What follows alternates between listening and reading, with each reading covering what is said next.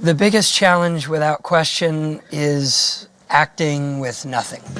You know what, why don't you guys go and play or raid the dessert table or something? Very subtle, Dave. So what I've had to do is kind of imagine them in my head as I'm acting with pieces of tape on the floor that say A, T, and S. I'll get to rehearse and do one stuffy pass, as we call it, with stuffed animals to know where the eye lines are going to be so that the effects guys know where the chipmunks are moving and how they're moving, where they're going. But then when we're done with the stuffy pass, I have to remember where they're hopping, in what order. Alvin goes this way, Simon goes that way, Theodore stays there. So I have to find those eye lines. Hey, duh, bud. And so I'm ultimately talking to a planter and a bush and post. No offense, big guy, but you are not good at this.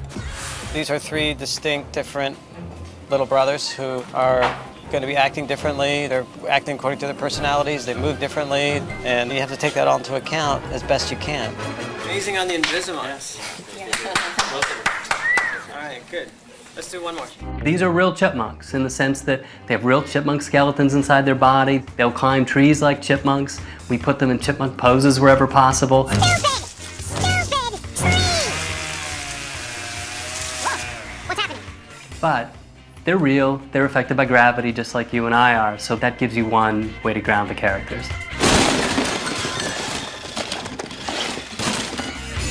The size proportions on the characters are much larger than real chipmunks. Real chipmunks are maybe about 4 or 5 inches long max. Theo, who's our smallest chipmunk, is about 6.5 inches tall, and our tallest chipmunk is Simon, who's around 10.5 inches tall. So they're much larger than normal chipmunks, which allows them to read better on film, so you can believe them as characters and actually believe them emoting with Jason Lee. You guys can sing too? That's not singing. This is singing.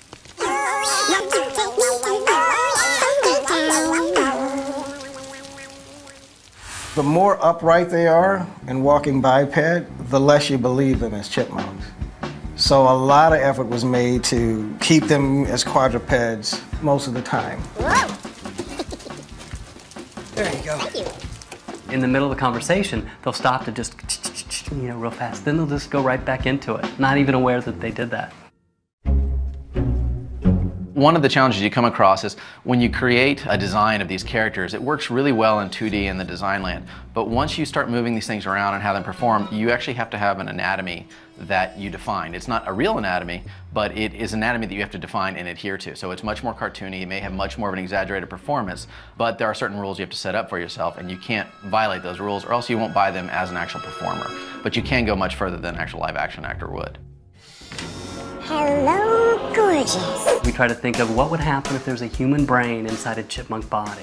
Because they still have chipmunk bodies, chipmunk hands. We maybe made the fingers a little more human, but chipmunks have very humanesque fingers as well. So we use that to guide their performance. They can't do anything a real chipmunk can't do, but they can do things that a super intelligent chipmunk could do. Toothbrush, huh? Okay. You keep layering it. Start with boarding, then the actors do something that you didn't expect, and then we do something with the crew here at Rhythm and Hues, because all these animators, they're performers, they're actors, they just work behind a computer monitor. They'll cue off something that maybe I didn't see or Tim didn't see in the live actor's performance, and they'll bring something new to the character. There's a real camaraderie that I guess that gets built up between the special effects crew and the visual effects crew, because we have to create what is essentially this invisible handshake that's going to happen later on. There's a really good example of a shot in the big venue where they're all starting to go crazy and they're no longer lip syncing and they're kind of sabotaging the whole event. And Simon jumps up on the keyboard and he's up there doing the little river dance. And the special effects crew really quickly, they tore apart the keyboard for us. They ripped wires out of it. They made a big special panel with wood and full set of keyboards with just copper wiring. And then they wired some gloves with little copper tips on all the fingertips with wires running out of the back. And if you touched this little keyboard that would sit off screen, the keys on the actual keyboard would play. And then later on, we go ahead and we put in Simon wherever those keys were going up and down. Now, performance-wise, once we got to some of these big numbers, like Witch Doctor, we had terrific choreography, and we had 3 dancers actually perform the Chipmunk dance on screen. There was one who was Simon, one who was Theodore, and one who was Alvin.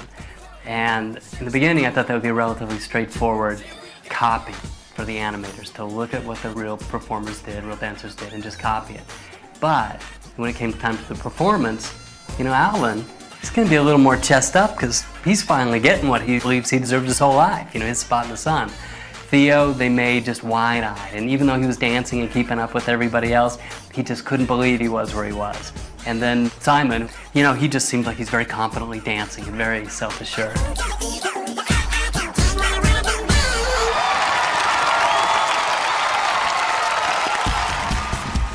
So in terms of a character having a believable singing performance, one of the things we try to do is put in a musculature so that every movement that they make actually feels driven by muscle. So as they sing, as they make oohs and ahs, you want to see their face react to that motion accurately so that you believe it is an actual performance. There's controls on the muzzle to do that stuff, to make the nose twitch. There's controls on the upper and lower lips to really push certain smiles and expressions around. There's controls on the eyes, to get a sneer and to get an angry look and a sly look, a cool look, a funny look, a scared look, everything, excited, the whole shebang. Clearly an animator can make a character live without benefit of a vocal performance.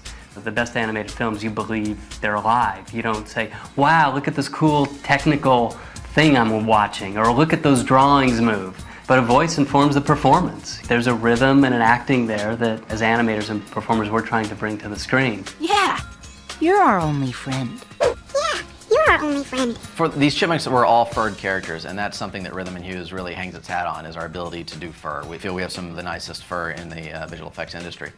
Each character has millions of strands of hair on them, the densest of which is Theo. There are almost as many hairs on that chipmunk as there are on a real chipmunk. The reason for that is because he's supposed to be younger, a little softer, so we actually had to up the number of hairs on him and then lower the opacity on it so that it's a little softer feel, so that he feels more like the baby of the group. This is absurd. I feel like P. Diddy with fur. It's been a lot of fun really working on this movie. It's a really good project, and it's a funny film. Going into this, I thought, gosh, I remember the chipmunks from when I was growing up, and is it really going to work, putting them into a live-action movie? And it'll be interesting. It'll be a fun little project, and I was totally won over. I got attached to them. Peace, we out. Bye, Uncle Ian. Merry Christmas. Now it really is Christmas. Whoa!